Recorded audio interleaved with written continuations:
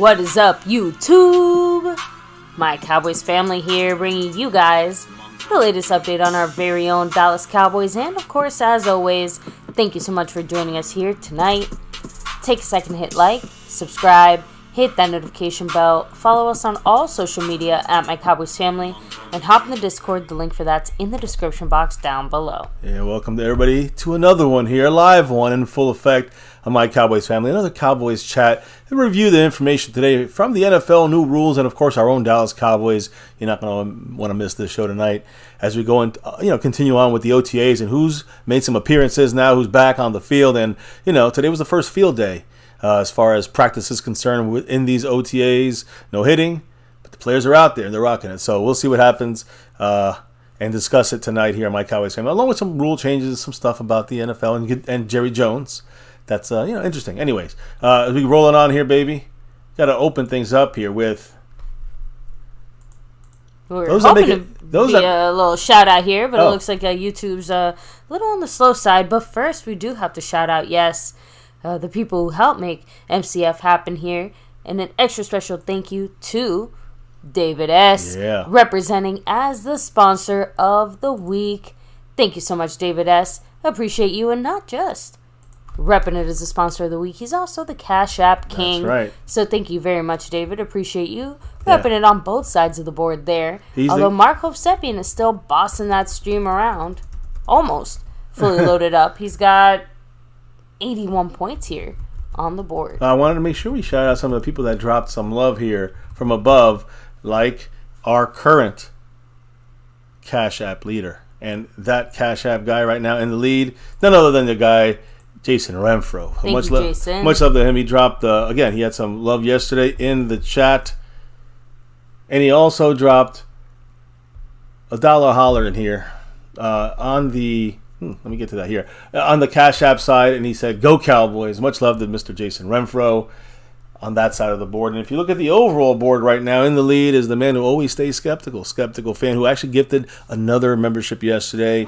Thank you, Skeptical. Much love to West Texas Cowboys, Dallas Cowboys for life. He was lucky recipient of that membership Navy Blue Crew trial.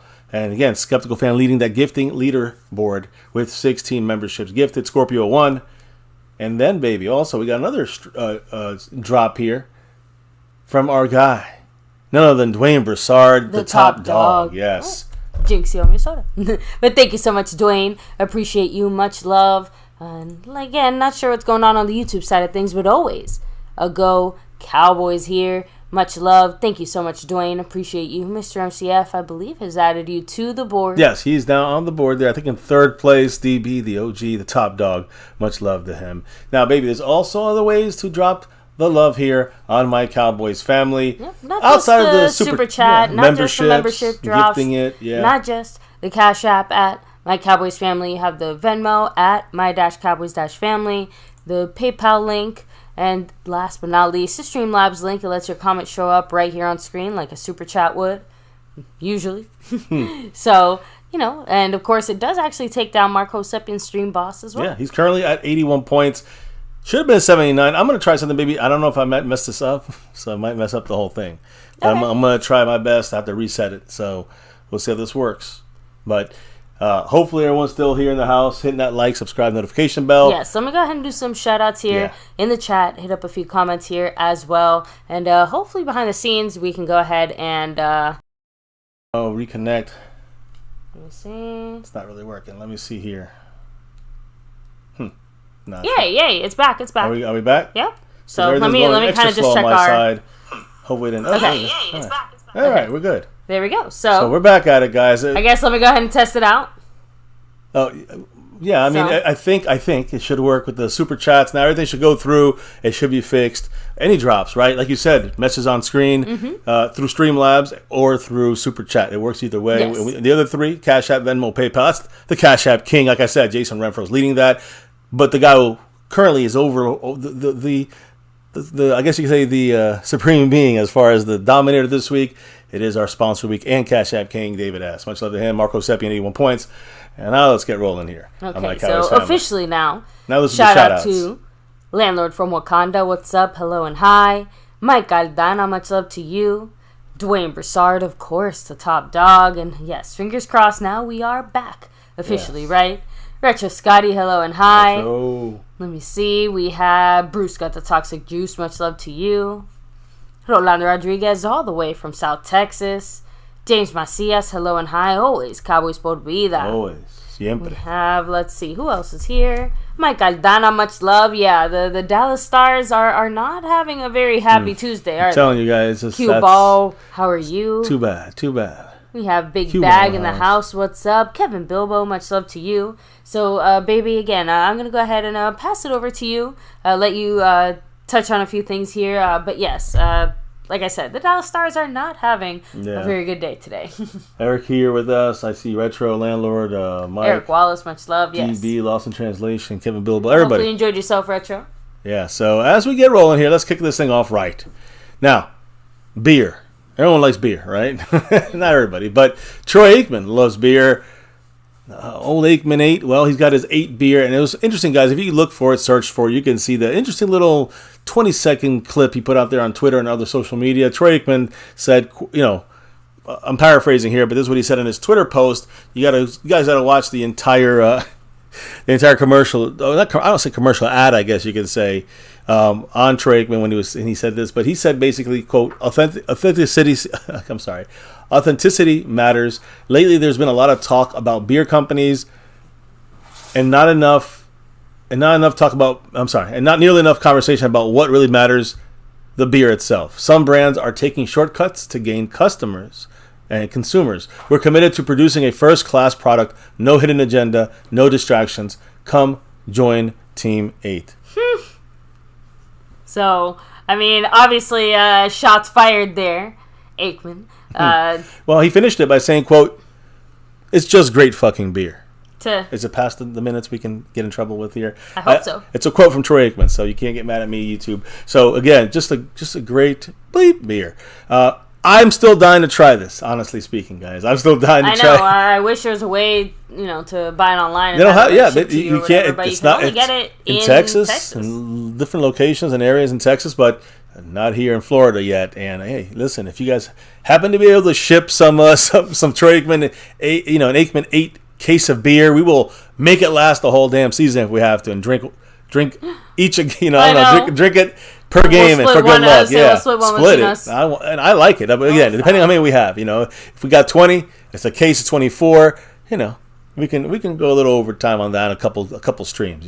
So we'll see. Because I'm thinking 20 games. For that Super Bowl. Anyways, again, much love to Troy Aikman, breaking it down as far as what his Aikman 8 beer, I guess is what it's called, is about. It's not about the narratives, all that other stuff that's out there.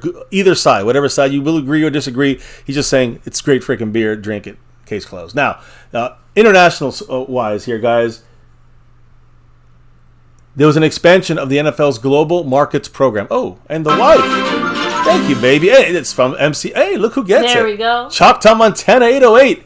Gets a gifted membership from the wife. Montana, much love. Appreciate you. And yes, just wanted to, flex that myself. And show the love. You are in the membership. Anybody, family member here in the chat. Yeah, again, it's a random thing. You got to accept memberships, and there you go. Right, just like that.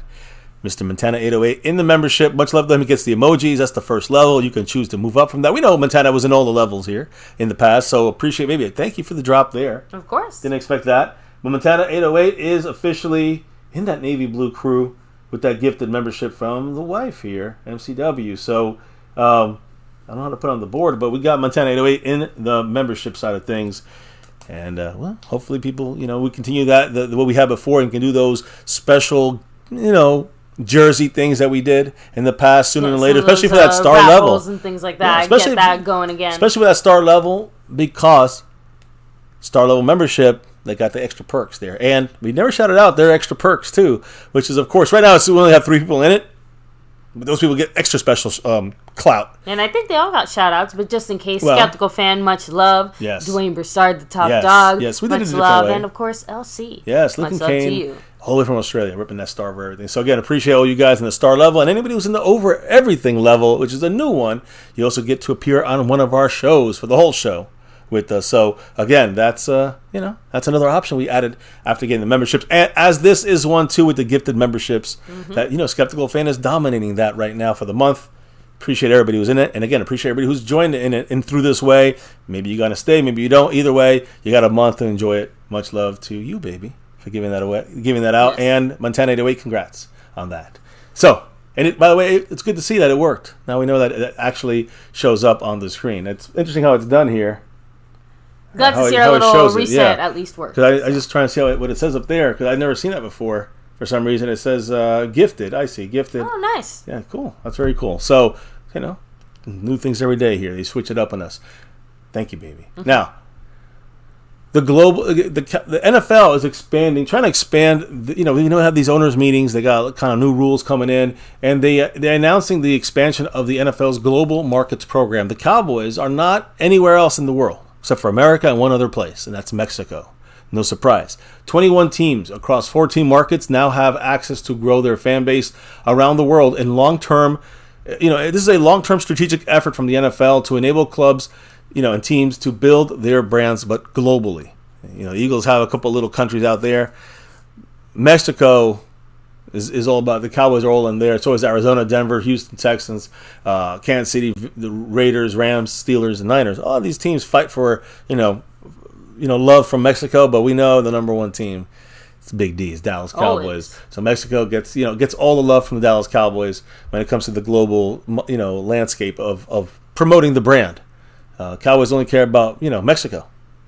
You see other teams like the Eagles. They had like three different, they had Ghana, they had like Norway. I don't know. They had like three different countries. I don't know. I guess not as popular with the sport of football, right? Like Mexico, when it comes to the Dallas Cowboys. That's what it's about. So again, NFL also adding some new things with today's. Again, the owners' meetings wasn't just one day. It wasn't just yesterday. It's a couple of days. And the NFL today, after reviewing and voting, passed a new rule instituting all fair catches, and all touchbacks come out to the 25-yard line. This is on kickoffs, which, all right, it's normal for the most part. Now, I just want to make sure everyone remembers that last year we had them. If you remember, when we kicked off the ball goes in the end zone, you get it at the 25. But a punt, you get it to the 20. Not anymore. Now it all goes to the 25. Okay. The other thing that bothers me, and again, listen, I'm not really a problem with this at all, but it just ruins one part of the game. If I'm reading this wrong, you guys let me know if I'm off on this. But then, baby, think about this. First and foremost, it's going to be the same as the college rule. So many of you guys that are more familiar with the college rule, let me know. What am I missing here? Because I really have no problem with this in the sense of safety. I'll explain. Same as the college rule, should make this, the kickoffs and punt returns safer. But special teams coaches, and again, I know one of those special teams guys that's probably screaming his head off about is this guy right here, John Bones Fossil. So why don't? Yeah, what is it that they have against? Okay, it stops the chance to break a big gain, and it really makes no real need to have a tackling, a good special teams coverage squad, because you're not going to have really many punts and really many kickoffs to cover anymore. So the importance of the importance of a special teams coach is a little less important in that sense, and developing players for that. Now it's not as important who can play special teams better than not. Now, of course, there's times you're going to need these guys no matter what, but it takes a little bit of that away from the special teams coach. Also, I think it stops the big play possibility in some ways, because it rewards the easy 25 yards rather than force a player to run the ball out. Let me explain in the way. Listen. Fair catching the ball, touchback in the end zone on a kickoff, that's always been 25-yard line. Mm-hmm. So, honestly, there's no issue there with me. They're doing it on punts, too, which is, to me, is not a big deal when you move it. If it gets in the end zone and bounces in the end zone, instead of the 20-yard line, it goes to the 25 now. That just seems to make it even across the board, all right? So on that side of things, right, it doesn't really affect it too much there. Now, on fair catches, that's the one that kills me, because, listen, on kickoffs, you don't get fair catches. So kickoffs, you either return it or you don't. So that's different. It's not going to affect that. But on punts, that hurts defenses. That hurts our defense. We talked about field position. Let me ask you guys, does that mean when you want to win the game and coffin kick a punt the ball to the 1 or 2 or 3 yard line, inside the 5, a guy just got to go underneath the ball, fair catch it, and it goes to the 25? Now instead of going 95 yards, they go 75 yards. Lost in translation also brings up the opposite point. What if you catch it beyond the 25? Does that mean you got to move it back? No. Anything beyond the 25 goes to the 25. Anything after that, it's on you. What do you mean? I don't understand what you mean. But if you fair catch it at the 26, you get it at the 26.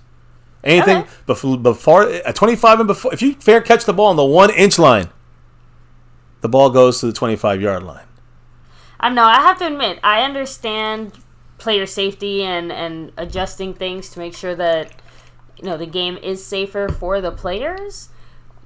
But this does feel like it completely eliminates field position as we know it. And all the types of strategies that teams employ or don't to make that happen. Also, what really is going to make the difference between two players where the difference used to be special teams? Like now, how exactly do you decide between two players that are more or less equal in pretty much every other way?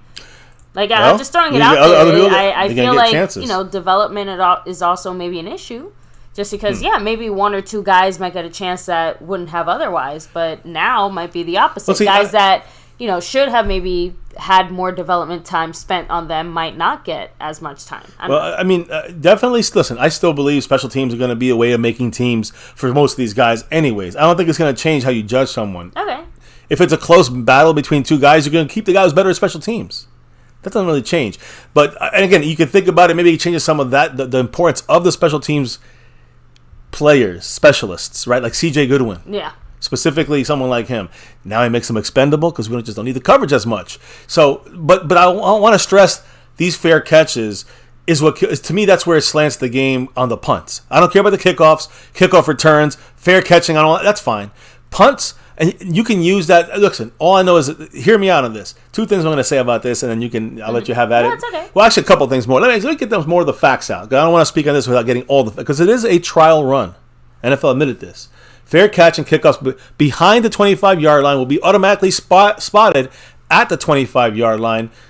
And again, special teams coaches like John Fossil are pissed. It's a 1-year trial for now. 1 year. So, NFL Competition Committee Chair Rich McKay not committing to kickoffs for the long term is the deal here. The rule is in effect for 1 year, but long-term future is still definitely a question. He said, quote, "We want to keep it in the game. I don't know that we know we can keep it in the game, but we want to try to keep it in the game." It's about safety, though, guys, because Jeff Miller, NFL EVP, says that the league medical experts expect the concussion rate on punt returns, kicker returns to drop another 15%.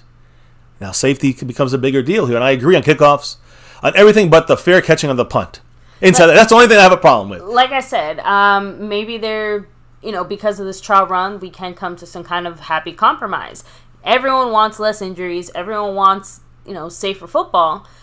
But we still have to hopefully balance that between actually still playing football. Yeah, so like you said, hopefully we can find that balance in between. Yeah, look, the Jeff Miller said this, quote, "The kickoff play has the highest rate of concussion every single year. We can't stand by and do nothing. Sitting still and continuing to do nothing was unacceptable." So you got to remember, though, a lot of people complain about, so many concussions. And now when they're doing overly kind of securing things for the player safety, now people are bitching about, it sucks. Now, I am down with cutting down injuries and this for player safety. I am all in on this. But to me, here, let me just explain. To me, now you have to change the strategy of how you punt. Now, let's say the Cowboys are on the 50-yard line. It's 3rd and 12. Try to get this first down so we can end the game. Minutes to go. We're up by 6. You don't get it. Now you punt. You punt the ball. If you punt it, there's no way there's not going to be a returner back there. Now, let me explain one thing. If there's nobody back there and the ball hits the ground, fair catch or not, the ball doesn't go to the 25. You understand, guys? You have to actually catch the ball. So, if you punt the ball, there's nobody catching it, and it hits the ground. You angle it, and the returner can't get to it in time. The ball hits that ground. It's basically going to be down wherever it hits. So it could go inside the 1 in that way. But usually, what did you see punt returners do when the punt was kicked and it was within the 20-yard line, 25? What would they do? Just kick it out of bounds, right? No. When the team would punt, let's say we had to punt on 4th down, and we punt it and try to get it inside the 10-yard line, what do punters usually do? Just fair catch? If they could. Or if they couldn't, sometimes they would let the ball bounce. Like, sometimes you let the ball bounce and hope it goes into the end zone. If that happens, you can still stop it. But now you don't have to do that. Now all the guys do is fair catch it. You fair catch it, it goes to the 25. And honestly, it seems like it's almost, again, just rewarding playing it safe and being very cautious and not maybe going for it. And when you look at it, in my mind, when you look at the defensive aspect of things, we want to pin these guys on the 1 yard line, on the 2 yard line. We got Anger, our punter. Now it goes to the 25 no matter what. They don't have to worry about the crowd noise. They don't got to worry about, our special teams / defense. Now they got a little space no matter what happens. So do we if it's the other way around. But our defense is the key here. Now our defense is going to make it a little more difficult for our defense to do anything about that. I will say this. Let's go back to that situation. 3rd and 12, 4th down. Like I said, we punt the ball. They get the ball. We try to punt it to the 1, and they fair catch it. Takes it to the 25. Now they got the ball back. They're down 6, and they only have to go 75 yards instead of 95 yards. But there's one thing I'm going to say is going to be done. You'll see Belichick do this, and you might see the Cowboys do this. What about on 3rd and 12? You punt the damn ball. The quarterback pooch punts it, and you knock it inside the 20. That's the smart play. You'll see that in some games this year. Mark my words, you heard it from MCF first. Don't be surprised if Belichick does it. Hey, you never know if McCarthy does it. But we need a guy who can punt the ball back there. And there's nobody going to be able to fair catch it. That ball just roll. And you just got to get somebody to down it inside the 10, inside the 5, make them go the long distance. But you do that on a 3rd and long. When you don't want to risk the incompletion, you want to keep the clock going. You just punt it. You scare them. You catch them off guard, right? And now they have no returner, so now you can do that without having to worry about it going to the 25. Mm-hmm. It's a trick play there to use at the end of a game when you have to use that. When you don't want to punt it and they're going to get it on the 25, you pooch punt it with your quarterback like Danny White used to. Jason Renfro with that dollar holler takes Mark Hovsepian to 80 points. What did the great Jason Renfro have to say? He said, "Go Cowboys." Hell yeah. Much love, Jason Renfro, and always go Cowboys. So, real quick, also kind of in a similar vein, since we're touching on concussions and health and stuff, Mike Aldana pointed out, if the quarterbacks get the special concussion helmets, I believe every player should have them. I imagine that is part of the plan, similar to, what is it now that it's like the tight ends and the running backs and offensive linemen and, they have to. We talk about those marshmallow helmets. Those are I know that's a little different. I'm just trying to say that similar to the marshmallow helmets, how it kind of started off.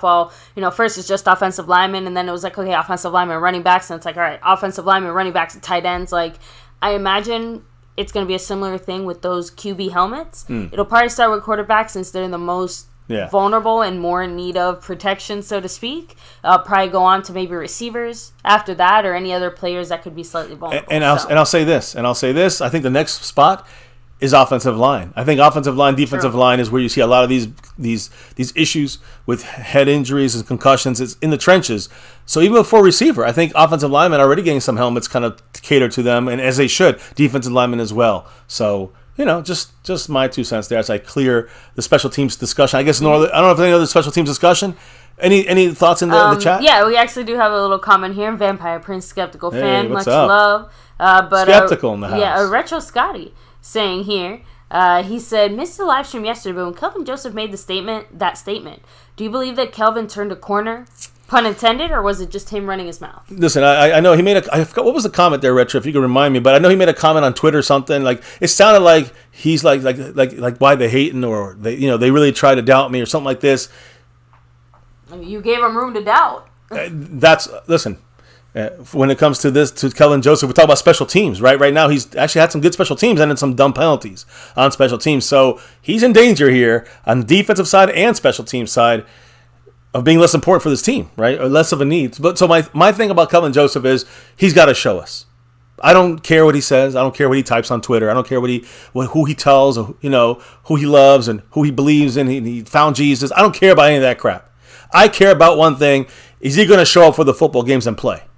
Because right now, his words don't mean crap to me. And I'm not being hateful to him. I'm being real. Same thing with Neville Gallimore. Same with some of these other guys that just aren't showing up. Well, you got to move on from them eventually, right? Out of off the field shenanigans goes into. And he has done that, so I give him credit there. But you don't get a cookie for being a good guy. You got. That's normal. You're supposed to be a good guy when you're supposed to be doing the right things when you're, when you got this kind of advantage to play a sport, a game you love. You have great athletic ability to do that and not to fuck around with dumb shit, which is what he was doing. Yeah, part so of my thank French. you, Richard. He said, the statement was, quote, I'm understanding it all now. All now. Y'all finna be in trouble. Well, again, show us, Kelvin Joseph. I don't know if listen, if it motivates him, awesome. If he's able to play better because of that, great.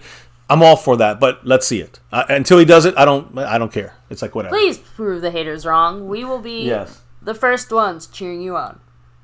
Without question, we're on your team here, Kelvin Joseph, but you gotta play. You gotta be able to play, right? So it's funny too, just because again, based on our previous discussion, Kelvin Joseph is another guy that maybe he loses a bit of his chance to show off a little bit if there's not as many special teams plays that he can show off in. Now, right, special teams won't be as important. That's the thing. That doesn't mean that he won't, do things as a corner or won't have his time there or whatever. But, this does feel like a bit of a hit to those guys that do get their time to shine when it comes to special teams. So just throwing that out there. And I agree, but now it becomes a situation for someone like Kelvin Joseph who now he has to show up on defense somehow, get better on defense, and he's got to show up on why do we have to? He has to show up on the coach's side of things. Like, why do we have to keep you? If we got a receiver that has more upside than you, that can block down the field, and better than you in special teams, or not even better than you, just we have more offensive need for him, then why do we keep Kelvin Joseph? Maybe he's just a little bit worse on special teams, but now that we don't have as many plays on special teams, we can keep the worst player on special teams over Kelvin Joseph. That's why I said that this is definitely going to affect development because maybe the Kelvin Josephs of the world won't get as much time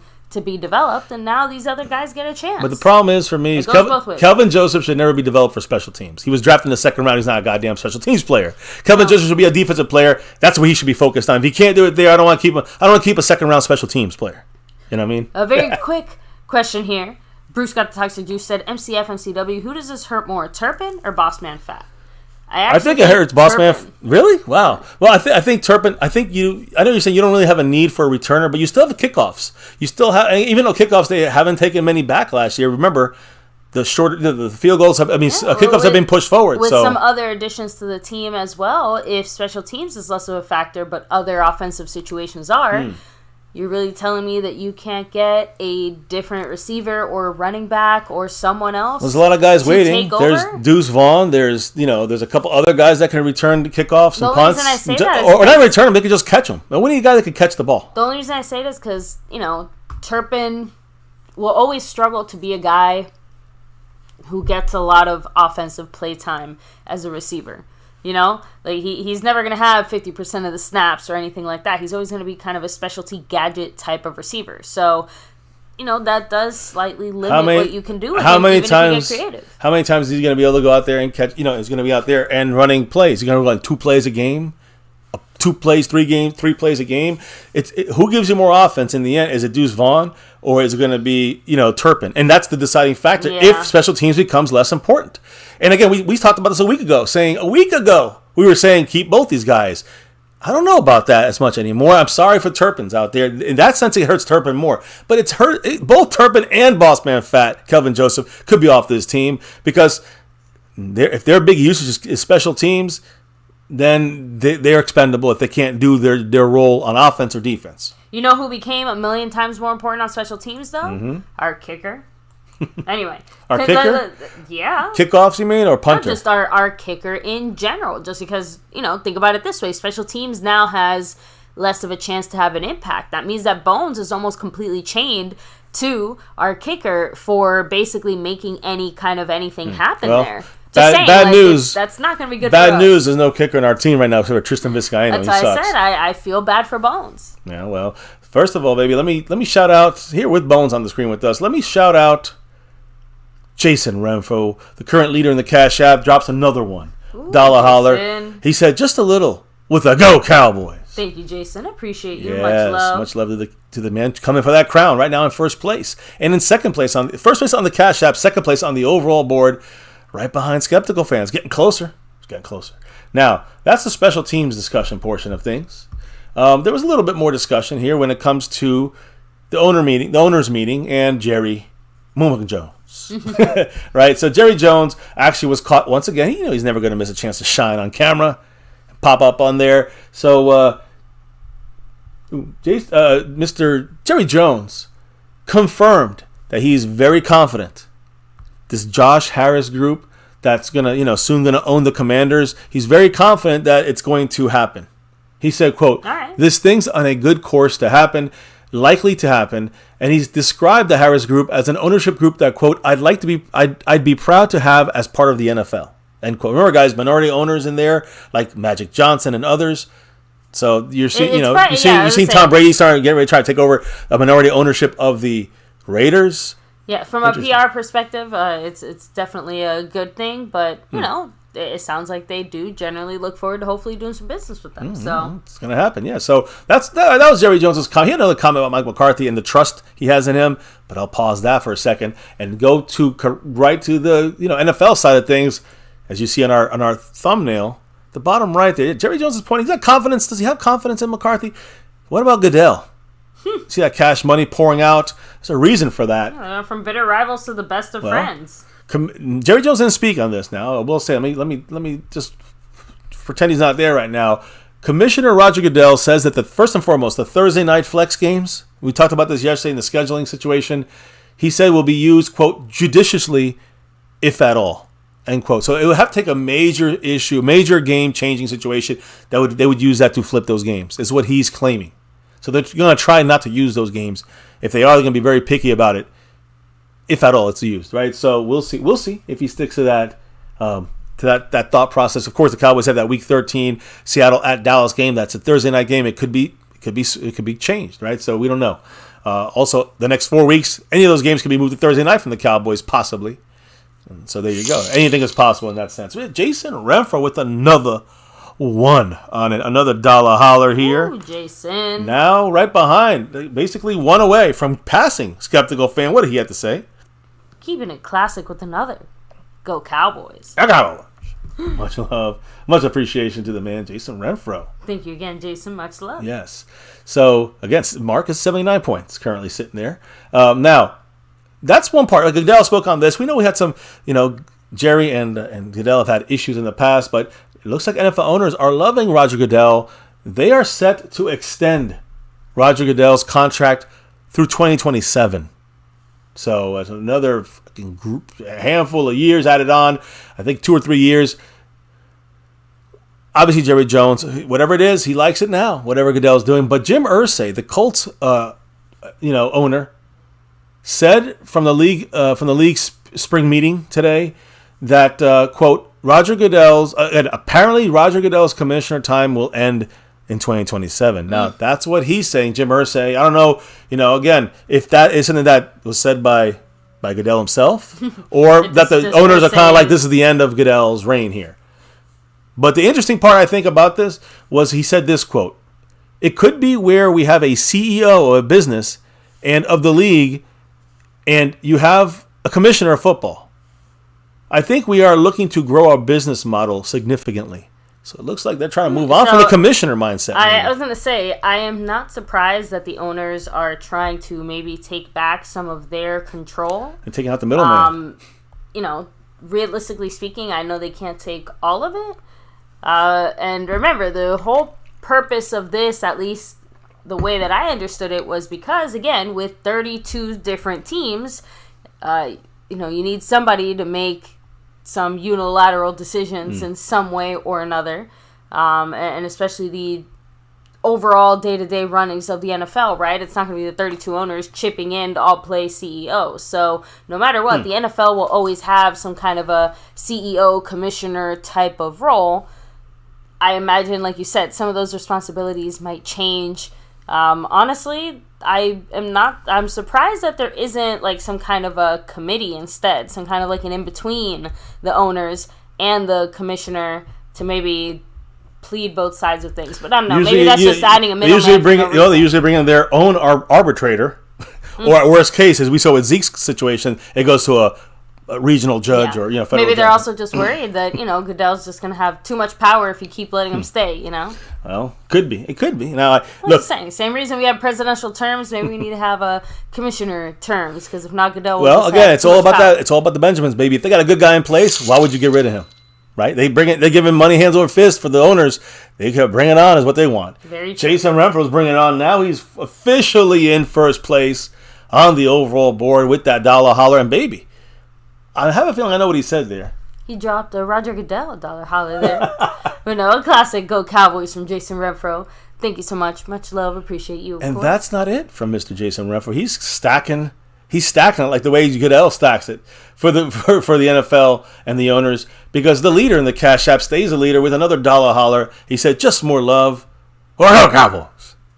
Thank you again. Yeah. Much love. Jason Renfro, he's taking over right now. The takeover is in process here. Jason Renfro over yesterday and today is in first place on both this board and the Cash App board and the overall board. So much love to JR. Now, NFL news real quick. I'm going to fly through it a little bit faster because there's only a couple things, and then we're going to focus on the Cowboys to kind of finish this thing out tonight. I told you guys to be a shorter stream. You want to get your comments, your thoughts, your drops in now. Here's your chance. But the Bills head coach, Sean McDermott, said today that safety Damar Hamlin has not been out practicing with the team during the OTAs right now, and they are continuing to take it, quote, one day at a time. But they're supporting him, and soon he might be back on that field. Remember, guys, they're just in shorts right now. So it does sound like, I mean, he was given like the okay to return to football, though. Yeah, if I'm not mistaken. But it's definitely a slow green light. You know, that's the right way I think about doing this. Now, you got a running back and with the Chargers, Austin Eckler. This guy was about to be traded. There was a lot of things going on. He requested to be traded. Today, he's staying in L.A. Oh. Signed close to a $2 million deal in incentives on top of his deal, which was added for this year per source. So, again, that is, for him, he got a little bit more what he wanted for this year. It's a win-win. The Chargers keep their running back, and Eckler will be a free agent after this season. They're basically from him holding out or having issues, they said, here, if you hit all these incentives, you get $2 million more.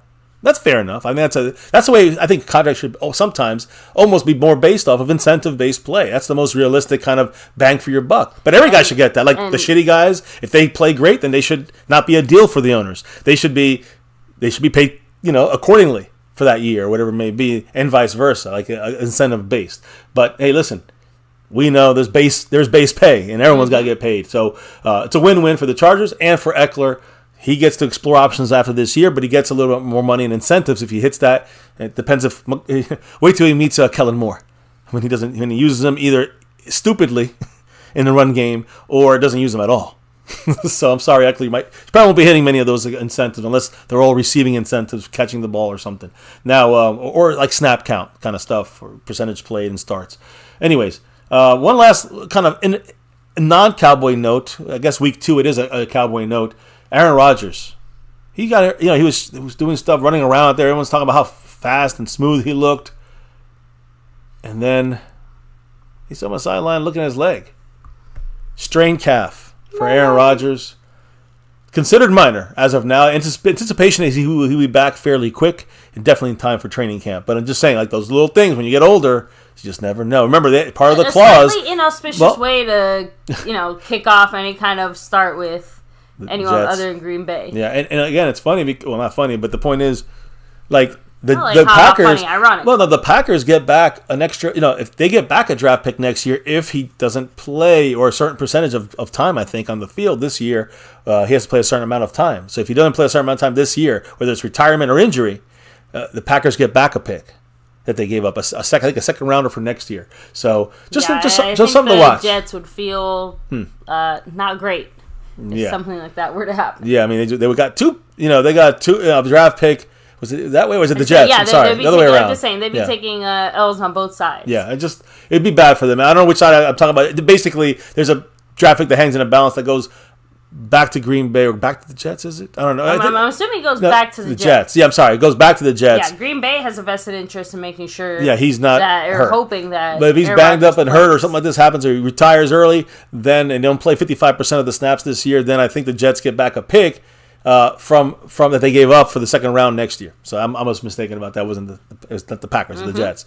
Now, real quick, before I get to the Cowboy-centric kind of free agent news, who's in the house? Couple quick shout-outs. No, of course. And who's... I know we missed a couple people. Garrett, what's up? Much love. Much love. Yes, performance-based. Performance-based would be general greatness there, right? But, we know they got to get some millions of money in cash because the money is still coming in for these owners.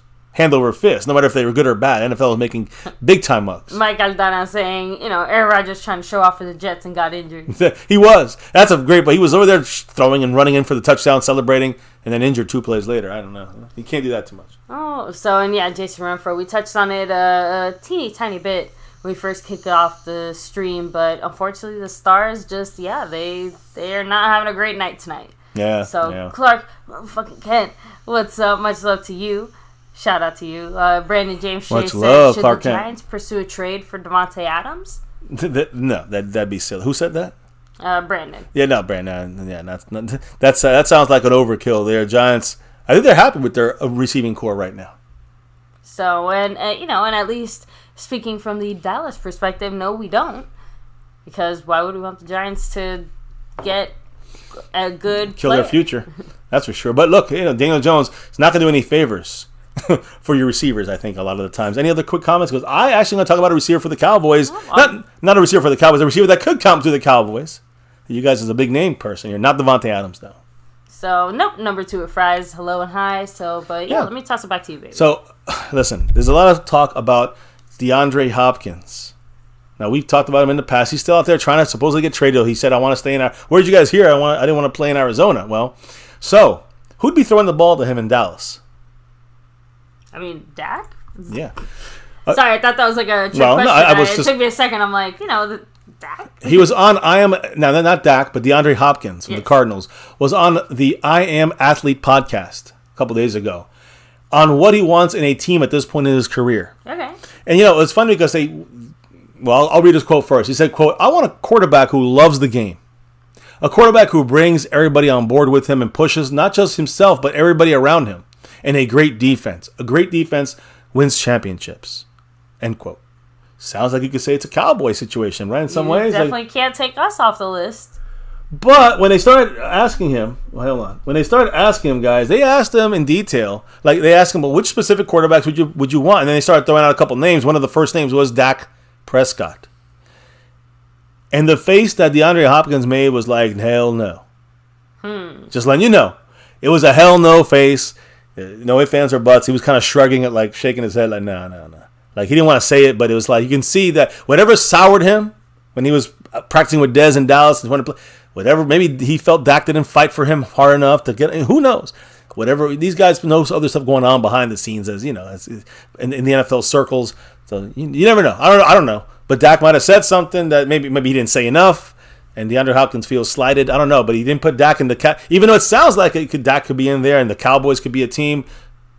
When he was asked about Dak, he kind of shrugged it off and kind of had like a disgusted look. So I don't know. Some of our Cowboy fans get that same look when they talk about Dak Prescott. I don't understand. But let's be honest. Intentional, unintentional, diss or not, there's only one way to take a comment like that and a reaction like that. It's a diss. That's what I'm saying. Yeah, like, it's disrespectful.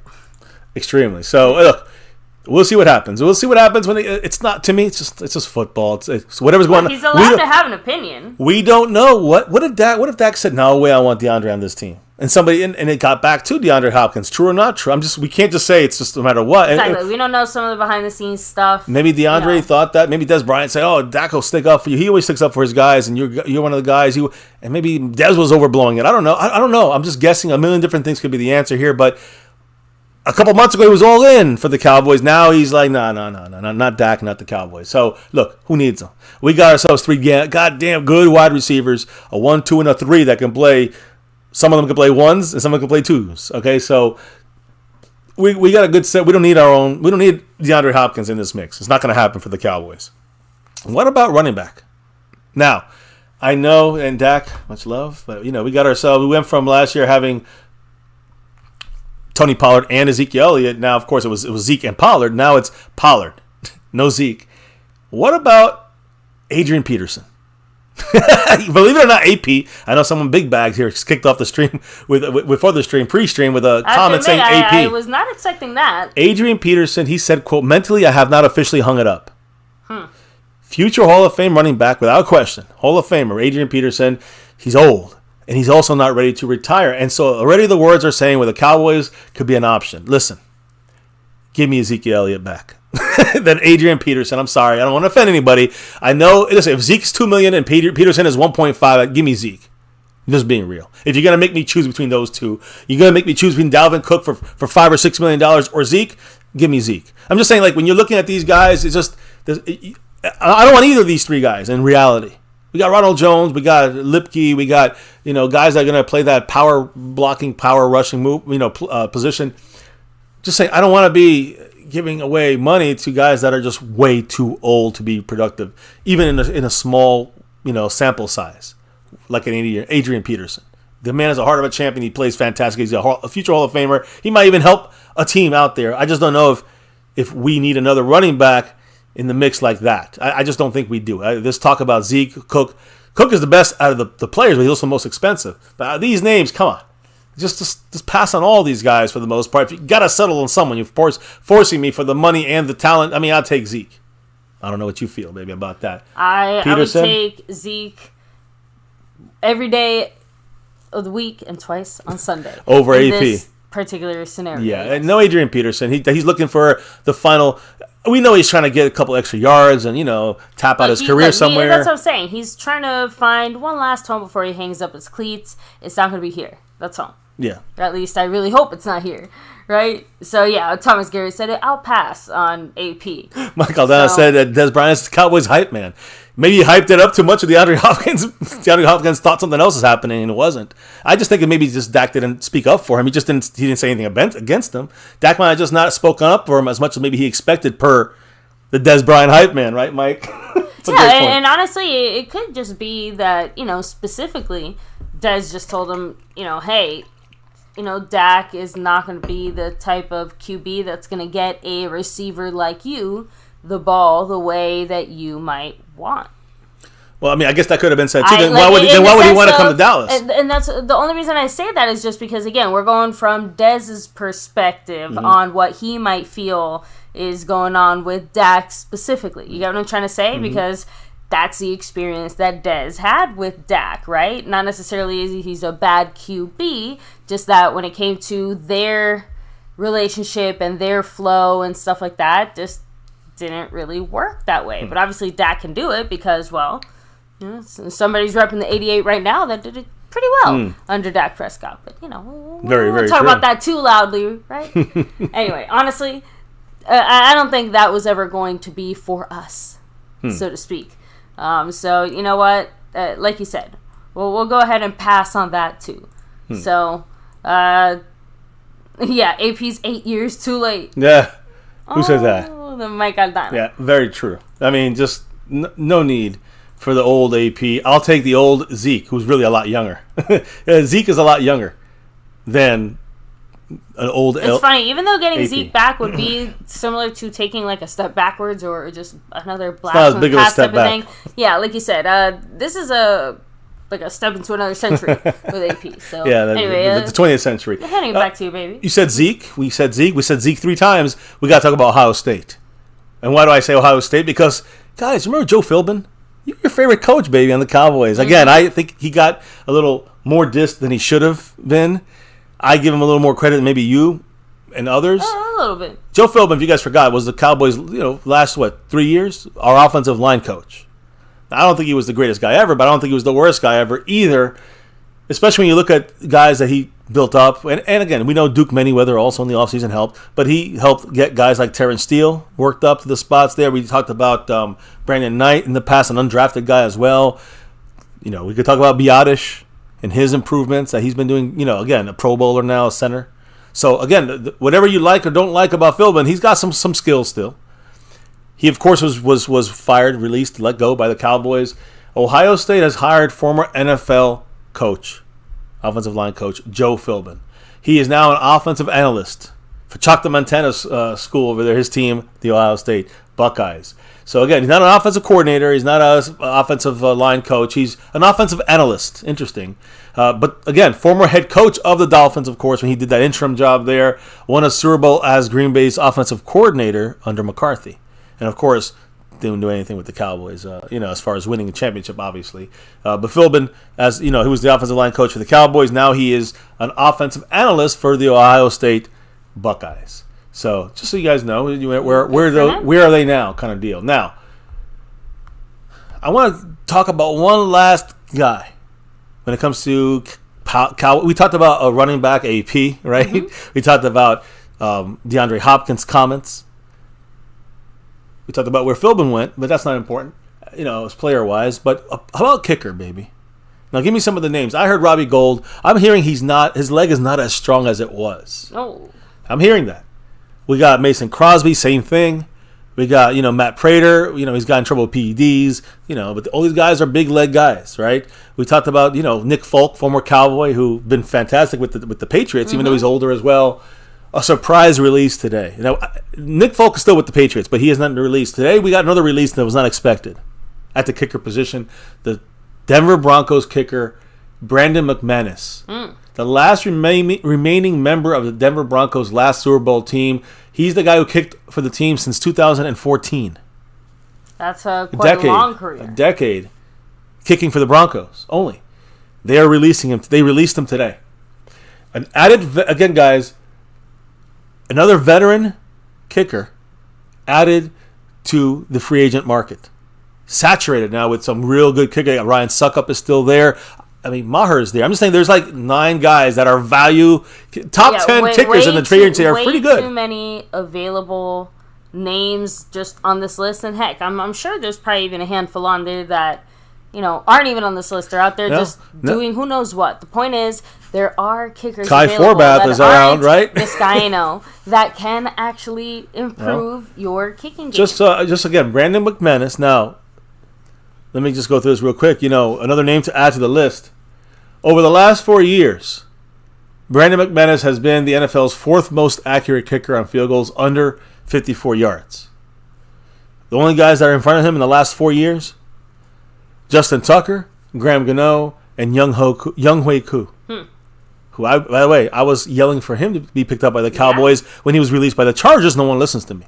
But anyways, the Cowboys, I think he'd be an interesting pickup to definitely battle Vizcaino out of a job. I think he'll easily win that. But I want to make sure I want to add a couple things to this, guys. Inside of 50 yards, he was 20 of 23. Inside of 50 yards, 20 of 23. So pretty good. He has 3 field goals that he should make, basically. That was his numbers last night. I will remind people something about Denver. Mile High. There's a reason the ball goes farther there.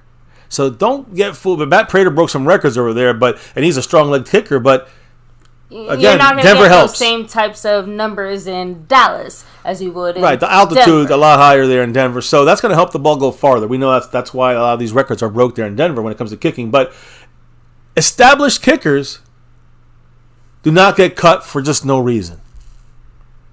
Robbie Gould, I said again, sounding like his legs not as strong as it used to be.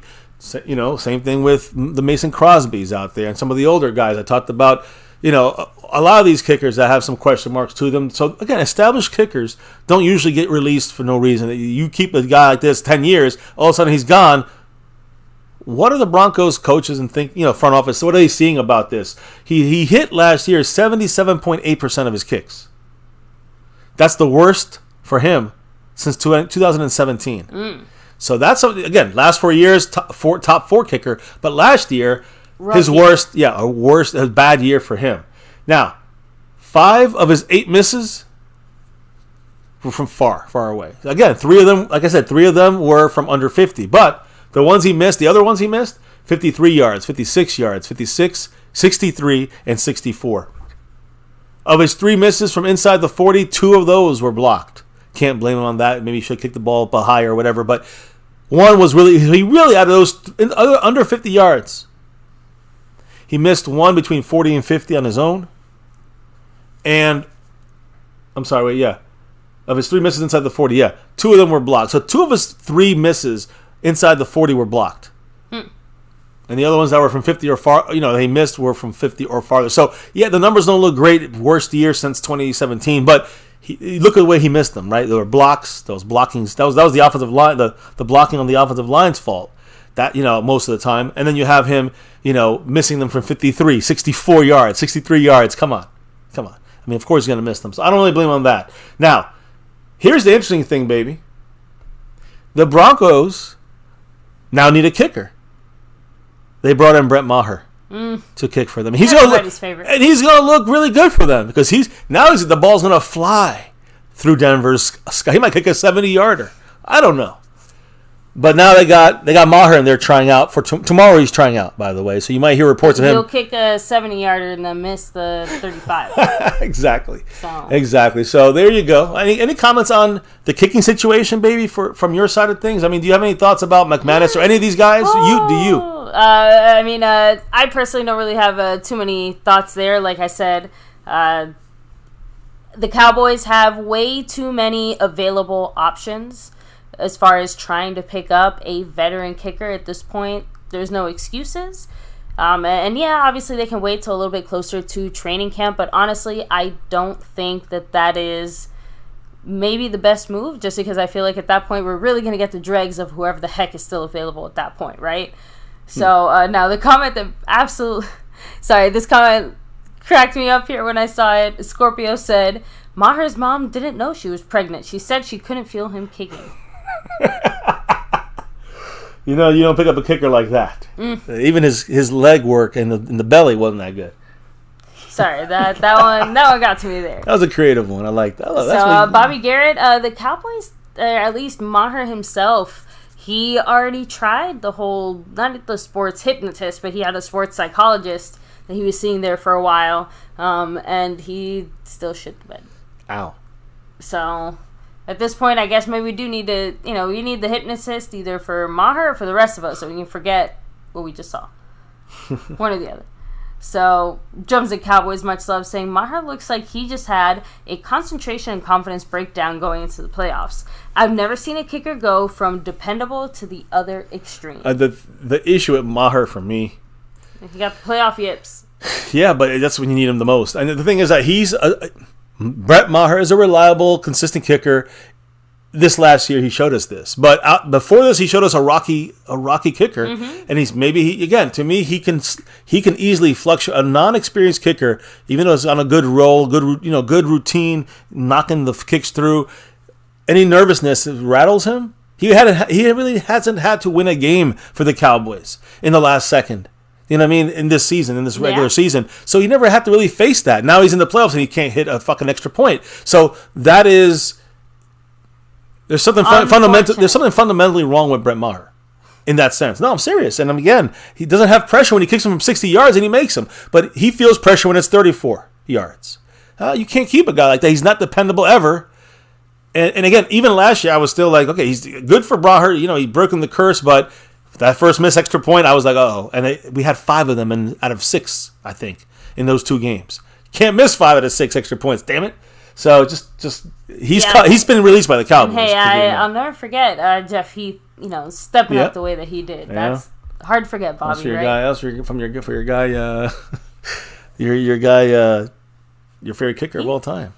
He replaced. No. Oh, Bailey. Yeah, Dan Bailey. Your I thought you were making a joke there about Jeff Heath being my favorite kicker. No. But you're real quick, Bailey. Baby. Before I give it back to you, I do want to take a second to remind everyone to hit like, subscribe, hit that notification bell. You guys can follow us on all social media at MyCowboysFamily and hop into the Discord. The link for that's in the description box down below.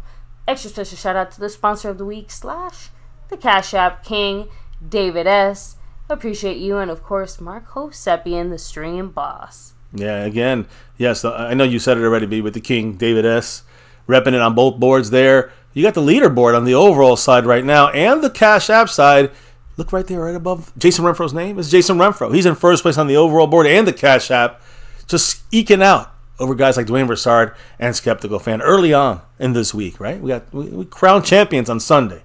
Whoever's let the lead there gets the board. So much love, Jason Renfro in the lead on both sides. Much love to David S. Representing both sides of the board. And, of course, Mark Hosepian, who's been, by the way, that Terrence Steele number right now, it's number 78. 78 points on the Stream Boss in the green, but he's also been holding that Stream Boss for literally 12 weeks. So big shout outs to the man from Hawaii repping it. And he has an all-time record. Remember, he's our sponsor week for 15 weeks in a row. Jason Renfro, Cash App King, 20 weeks in a row. That's the all-time records. I mean, amazing. Can't do this thing without all of you guys in this mix. Guys like Skeptical Fan gifting memberships. Scorpio as well. Appreciate you guys. Star level, silver, navy blue. You guys see it all in there. And all the drops of love, guys. Of course, there's different ways of dropping the love. And you can see there's super chat, there's memberships, there's gifting. And then there's also a couple other extra special ways to drop it here. When we had our little downtime, there was other ways to help the channel. You can still use these things. Cash App, as obviously part of the Cash App King, so is the Venmo and the PayPal Direct. And then if you want to get your message on screen, you just want to go through OBS Streamlabs, you can go that way as well. And that affects the stream. The same thing with the leader on the stream, the boss of the stream over there, Mark Hovsepian. It affects it there as well when you drop it through there, like the super chat. So just wanted to clear that up, make sure we got on the same page on that now. As we continue here, I guess. I do want to, actually, the wife stepped away for a moment, but I will get you back on track in a minute. Let me hit the chat up here and see. Bobby Garrett here, Scorpio, Drums and Cowboys, Skeptical Fan, always staying skeptical. Jason Renfro, Mike Aldana, Madman, say Maher's name in there. Retro Scotty, hope I didn't miss anybody. Let me see. Bobby, again, yeah, it was a pretty epic game. I was against the San Francisco 49ers when we had our Jeff Heath kicking situation there. That's the thing, Mike. Russian roulette with any one of these kickers, I don't mind rolling the dice, playing Russian roulette with. Let's see. Let's load up our gun with, Ryan Suckup, or Robbie Gold, or McManus, or Crosby. I don't have an issue with any of these guys. Let's, Matt Prater. That's 5. You'd be fine with taking a chance on literally any of those guys. 5 out of you got one open hole right there, right to be filled, so to speak. So you got 5 guys to choose from, easily better than Maher, easily better than Vizcaino. Case closed. So, any last comments? I think you just hit them up. All right. So let's continue, guys, as we get to the end of this stream tonight. There's a couple guys I want to discuss here about when it comes to our OTAs. And again, I want to make sure we focus on the Dallas Cowboys OTAs here. Of course, we know now that McCarthy, this was last week, McCarthy back on the field with the players. Today, the Cowboys opened up the organized team activities, OTAs, today, on the field activities. Now, yesterday began phase 3 officially. They were doing meetings and doing classroom work and other stuff, maybe technique teachings and foundational stuff that's verbal, maybe inside teaching, maybe they're actually doing stuff inside, but nothing on the field. On the field is, on the grass out there. So today, first day on the field as a team with the coaches, as the installation of the schemes on offense and defense begin. All right, this is it. They began yesterday, but today on the field they begin. Again, let me reiterate, like before, no pads. No one's wearing pads out there. But there was one-on-ones with no pads. All right. 7-on-7s, 9 versus 7, 11-on-11s. These things are allowed. You'll see this on pictures. You'll see this on some Cowboy.com video clips, I'm sure, of the groups and teams. Whether it's one-on-ones, 7-on-7s, 11-on-11s, you're going to see the whole teams going through some basic fundamental stuff just to get it locked in their heads a little bit. Now, let's go back to who was not at these OTAs when it came to the working out portion. Micah Parsons. He said he would be back at the Star for the OTAs after spending the early part of this offseason workout program in Austin. We saw him working out with trainers there, doing the weightlifting stuff, still keeping his speed up. Media access will be Thursday, so we'll know more about the details of things on Thursday's night stream here. But as he did say, again, this was I just prepping you guys. Was he at the OTAs? Hell yeah, he was, guys. He was back today. He was back yesterday, but he was back on that field today, as he said he would do a few weeks ago. Micah was at the Star for the Cowboys' first on-field OTA session of this offseason. The Cowboys have 3 OTAs this week. All right, so you got 2 more coming up. Like I said, tomorrow, and nothing should be out tomorrow either. It should be just you see somebody walk in or not. Worst case, I might do a 10-minute stream, and just clip and just post it. But super short. Yeah, if there's anything at all. But worst case, if there's not anything needed to be quickly talked about, we'll save that for Thursday. As we go through the last 2 days of these OTAs, and the last day of OTAs is Thursday, that's when the players will speak with the media. So Micah Parsons will be speaking with the media, I'm sure. And again, these OTA sessions of the offseason, the first one on the field. Cowboys with the 3 this week. They have 3 more next week. And then mandatory. Yes, every player's got to show up in 2 weeks for the mandatory minicamp, which goes, June 6th, 7th, and 8th. So keep that in mind, guys. Right around the corner for the real deal here. And Micah's back, though. He's back, as I said he would be, as he said he would be, guys. We all know he would be back to the practices here officially now as they start to install the offense and defense. Now, Jerry Jones, here's the part. Micah's great and all, but let's talk about the Jerry Jones situation and his trust in this guy on your screen here in the big kahuna, Mike? The big bubble over here, as I call him in the COVID times, Mike McCarthy. Jerry Jones spoke about Mike McCarthy's play calling. Jerry Jones said this he said, quote, "I am very comfortable with my decision to have Mike McCarthy calling the plays for our Dallas Cowboys," end quote. So Jerry Jones is looking very confident, right? He looks like he trusts Mike McCarthy.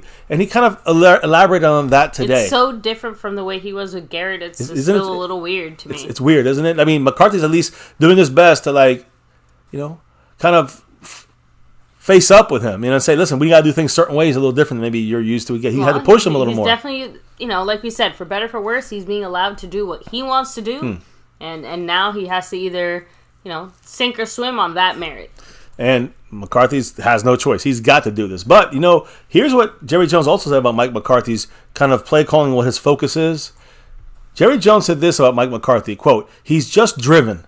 He has tunnel vision. He hardly has time for anything else with his work and getting everything coordinated, as well as getting his assistant coaches together and coordinated." So it sounds like Jerry Jones has a lot of trust. He sees that McCarthy is driven. He's focused, ultra focused. No time for many things except for the game plan, getting it installed to the players, getting the assistant coaches on the same, everybody on the same page along with the players. That's what he's worried about. I love to hear that. Now, as long as Jerry Jones says those things, I'm cool with it. Jerry Jones will talk all about how confident and trusting he is in the coaching staff or the players. I don't care. That's what his job should be, just to buffer all that stuff. Let Mike McCarthy coach. Let him coach, and let's see what he can get the most out of this offense with his play calling. So he's all good with the decision, baby. When it comes to Jerry Jones' thoughts on our head coach / play caller on offense, Mike McCarthy. And any quick thoughts on that? Just wanted to kind of just bring it up because I thought that it was important to see that Jerry Jones does have a lot of trust in his decision and in Mike McCarthy's play. Like I said, the biggest thing is just what a 180 from the front office philosophy when it came to our Jason Garrett years. So, obviously, at least some things are moving in a different direction, and let's just see how it pans out. Yeah. I'm hopeful, too, though. So I guess Jerry and I agree on something. All right, listen, we're hoping that we'll see something. Listen, this is the better. I'm just going to say this, no matter how much you guys dislike, or I even dislike Mike McCarthy, still better than Jason Garrett. I'm going to stay to that. I've been saying that from the day one, and I still have to confidently say yes. Jason Garrett is not a head coach material. Where is he now? Yeah, okay. Just making sure. Now, Garrett's gone. He couldn't even make it as an offensive coordinator. Jerry Jones stuck with this guy for 10 freaking years, 11 years with the redheaded stepchild there. So, anyways, I do want to say something about making the team. We're going to talk more about this. I'm going to expand on this maybe on Thursday's on Thursday's live stream or Friday or this weekend. I'm going to bring up 10 or 15 of the most important players on this team. I'm talking about starters. I'm talking about where their role they got to be. And I'm talking about offense, mainly offense, but a lot on defense as well. You're going to hear Dak, you can hear Micah, you're going to hear all these guys. I'm going to talk more about that, and I want to know what you guys think about that. We'll do that on probably on a slower night, sometime over the weekend. We might have a party stream this weekend. So you gotta make sure to have your notification bell turned on because some MCF parties you gotta be here to enjoy it. It's gonna be a one-time viewing, it's here guys. 1 minute and gone the next. If you're not here for it, then you missed the stream. We talk football, we talk music, we talk everything. It's just more of a relaxed stream. We got on the camera, but you can only watch it once, and that once it's over, you'll never see it again. It's deleted. So, anyways, guys, keep in mind that's coming this Saturday night, I think.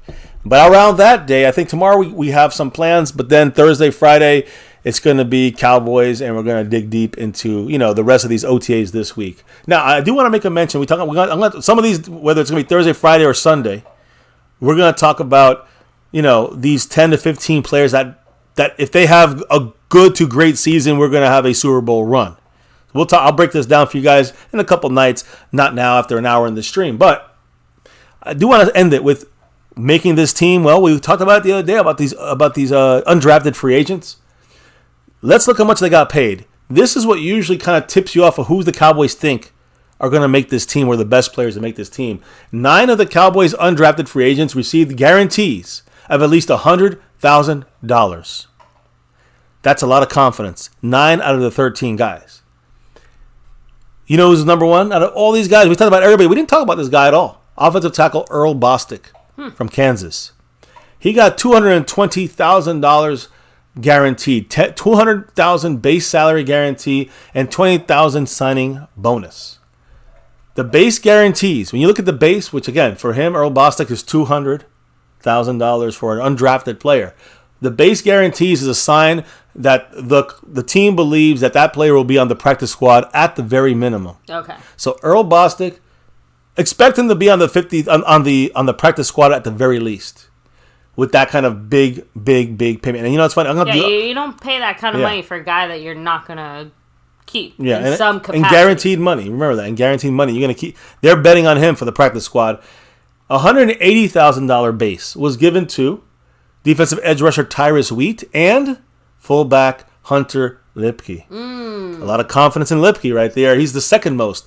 He tied for the second most in confidence. Let's just call it that way. You got $180,000 base, $20,000 signing. Which again, with the bonus signing, that's $20,000 less than Earl Bostic. So all three guys are at the top of their list of being practice squad guys at the least. $140,000 base guarantees with $10,000 bonus signings. These guys gonna have to work a little bit. David Durden, wide receiver. Another wide receiver, Jalen Moreno Cropper. A lot of us know him, like what he can do. Think he can make this team as, from Fresno State. Offensive lineman, TJ Bass. I've talked about him at tackle, but mainly at guard. Darrell Johnston, outside linebacker, but really edge rusher. And I say edge rusher, edge setter in the run game. Impactful tackle for loss from Liberty. But Darrell Johnson, they have confidence in him. And Miles Brooks, cornerback. I like him. He's a guy that could give Eric Stokes Jr.? I think so. Yeah, that was our 6th round pick we traded up for. They could give him a run for his money when it comes out there, in my opinion. So we'll see. These guys are at the middle of the pack. Now, there's also a lot of guys underneath this, but the one guy left I have to mention, $95,000 base guarantee, $5,000 signing bonus, edge rusher Isaiah Lamb. Isaiah Lamb, getting a lot less than I thought he would get. So the Cowboys don't have a lot of confidence in him, but more than the other 4 or 5 guys below him, right? So that's what? 1, 2, 3, 4, 5, 6, 7, 8, 9. Enough to give him a bit more of a chance, not so much that they're going to really The point is, too much. Out of these 13 guys, these are the 9 guys the Cowboys believe will be on this team on the 53 or practice squad. So whether you look at Earl Bostic, offensive tackle, Hunter Lipke, fullback, Tyrus Wheat, defensive edge rusher, receivers Jalen Moreno Cropper, David Durden, offensive lineman TJ Bass, edge rusher Darrell Johnston, cornerback Miles Brooks, and edge rusher Isaiah Land. Those are the 9 guys the Cowboys believe will be on this team in some shape, form, or fashion. So that gives you a little insight into what the Cowboys are thinking when it comes to the undrafteds. We'll talk about our starters. We'll see. Thursday, Friday, Sunday. I have something set up for that, guys, so keep it tuned in right here on My Cowboys Family with that notification bell on to all, set to all videos, all video notifications. We'll probably put up some videos, some video clips. We'll probably, that we analyze on here at times. We also will, of course, go live multiple times. It could be any time of the day or night. You never know. And then you have the one-time viewing streams like this Saturday night. So keep it tuned in here. And, we'll definitely see, hopefully all you guys every night here in MCF. The Saturday night is a one-time only. So anyways, maybe go ahead, hit up the chat, the last couple comments as we close it out, wrap it up, say goodnight.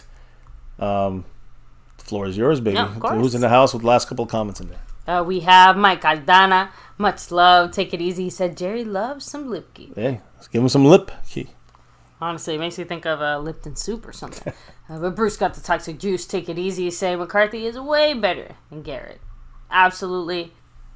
Hard to disagree with that one. Again, McCarthy is taking this team to successes that Garrett, struggled with an entire 10 years. McCarthy's barely been here 4. So, Rolando Rodriguez, take it easy. Have a great night. And he said, when the punt goes out of bounds, isn't it a dead ball even at the 1? It's not a fair catch. The coffin corner, right? Like in the old days? Very good point, actually. That's a good point. Now, you can punt the ball. You just can't have it in the play of field. So, on the field of play of field. So, you have to punt the ball so it goes out of bounds, like inside the 10 or inside the 5. But it has to go out of bounds not by hitting inside of the field and then bouncing out. You have to hit out of bounds by just kicking it out of bounds. Like directly the ball hits out of bounds. There's no chance to return it, and you get it inside the 10 or 5. It does change the strategy. So that is another way. I was thinking of a third down punt by the quarterback. But that's a very good point there. Thank you. That's why I wanted it. I was like, am I missing something here?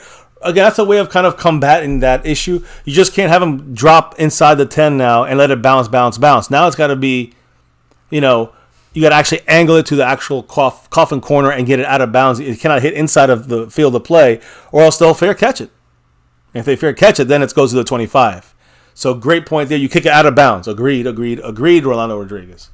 So let me keep rolling here. Jumps and Cowboys, take it easy. Honestly, haven't really heard much in regards to Alarcon.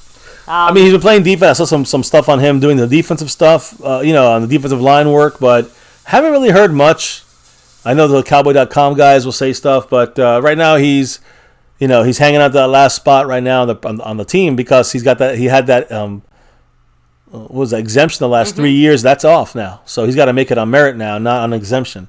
We'll see if he does. I'm still gonna hold out. A guy who's changing sides like that fast, I don't care how good he may look. I don't believe it until I see it. My own two eyes on a consistent basis. So we'll see. I hope the best for him. I really hope Isaac Alarcon can make it. Let me see. Jason Renfro, take it easy. Much love. Yeah, the leader, by the way. Jason Renfro is the current leader on the Cash App and the overall board this week. Stephen White, what's up? Hello and hi. Have a great night. Take it easy, Charles Brown. Scorpio, much love to you. Bobby Garrett, have a great night. Skeptical fan, always staying skeptical. Take it easy.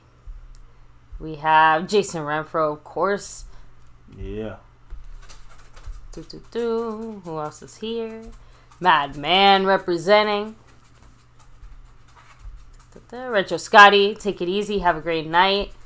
Brandon James Shea, much love. We have Thomas Garrett, the Superior. Garrett, here to say goodnight as well. Bruce got the Toxic Juice, number 2 with fries. Both of you guys, take it easy. Much love. Clark freaking Kent. Yeah. Have a great night, too. Dallas Cowboy 92. Yeah. See, that's as far back as I can go. So let me come back down. And I think that's everyone here so far. Directional so again, punts guys, that land out of bounds. That's right, Mike. That's the way you got to change it up a little bit more. You can't just drop it in there and let it bounce backwards or bounce to the sideline. It's going to be fair caught and go to the 25. You want to angle it directly out of bounds and hope that you get the right angle. So that's going to be practice. So Brian Anger, we got a damn good punter. Let's see him do the work that he needs to do out there on that field. On that note, guys, we had another great discussion. A little longer than I thought, but hey, we had a great talk here. Hit that like, hit subscribe, hit the notification bell. Follow us on Twitter on MyCowboysFamily and all social media. And baby, remind everybody, why do we do this here on MyCowboysFamily each and every night? It's that navy blue, that silver too, and that star over everything. That's right. Win, lose, or draw, good, bad, or ugly. Here on MCF, we rep that star over everything. Here on MyCowboysFamily for almost 6 years and beyond. Never, ever forget the number one thing here, now, and forever. As always, say it with us. Go Cowboys. Let's get that 6. You see that shirt? I want 6 and beyond. Thank you for dropping the knowledge in the chat all night long. Fernando's Universe in the house. Bruce, Scorpio, Mike Aldana, Rolando. Thank you all. Everybody on and on here. Appreciate your comments, your thoughts in there. I truly appreciate your love from above. Dwayne Broussard, Jason Renfro, the wife, gifting a membership over there too. Choctaw, Montana. Thank you all for being part of this thing on the nightly. And baby, before we can clock out and drop out officially here on My Cowboys Family, before we can say goodnight for the entire night, there's always something that we got to do before we relock and reload for Thursday's new show, right? I think Thursday we're going to do a show. Mm-hmm. And then we'll be doing this again. We'll be dropping it once again. And when I say dropping it, baby, what do we got to do before we drop out of here for the night? We got to drop the beat. Oh, yeah. Beat's been dropped.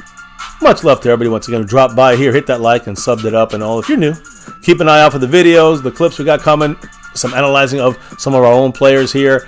And, of course, keep you in the loop on all of the OTAs gearing up this week and next week. through video clips, through analyzing some of that stuff, and of course here on the nightly live streams. Should be back, not tomorrow, should be back. You never know, we might drop something tomorrow. That's why you keep it always tuned in.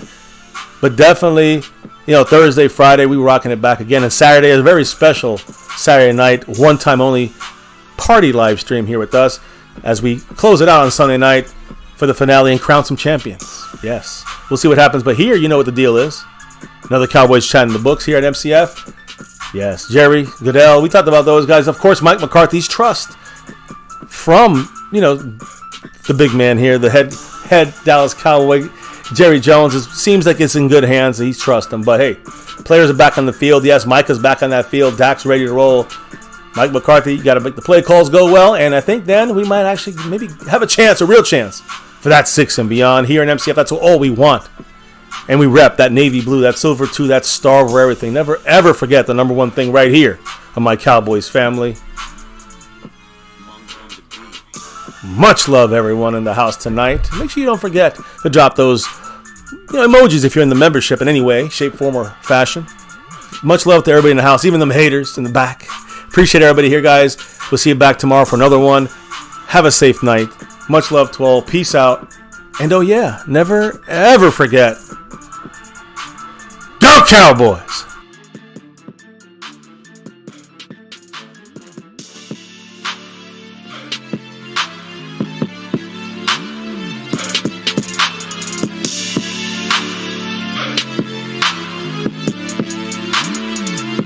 Monk on the beat.